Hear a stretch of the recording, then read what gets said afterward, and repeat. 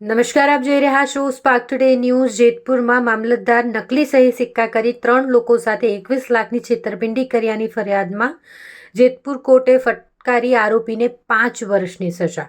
આરોપી બકુલ પરમાર મામલતદાર કચેરીમાં રોજમદારીમાં પટ્ટાવાળા તરીકે નોકરી કરતો હતો।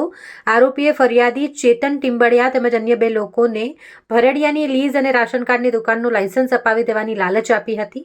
આરોપીએ ફરિયાદી સહિતના યુવાનો પાસે કચેરીમાં પૈસા ભરાવવાના બહાને 21 લાખ રૂપિયા લીધા અને તે પેટે મામલતદારના નકલી સહી સિક્કાવાળી રસીદો પણ આપી। સરકારી વકીલ મધુબેન વસાવાની દલીલને આધારે કોર્ટે આરોપીને છેતરપિંડીની ફરિયાદમાં કસૂરવાર માની 5 વર્ષની સખત કેદની સજા ફટકારી।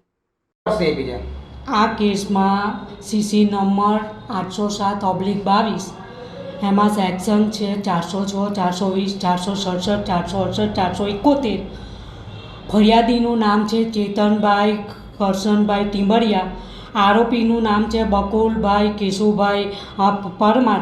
જેમાં આ કામના આરોપીએ ફરિયાદી તથા શાહિદોને રેશન કાર્ડની દુકાન તથા ભરડિયાનું લાયસન્સ અપાવી દઈશ એવી લાલચ આપી મામલતદારના નકલી સહી સિક્કાવાળી નકલી રસીદો તેમજ ચલનો આપી આ કેસ નામદાર કોર્ટમાં ચાલી જતા નામદાર કોર્ટે પરેલ પુરાવાના આધારે આ કામના આરોપીને 5 વર્ષની સજા તેમજ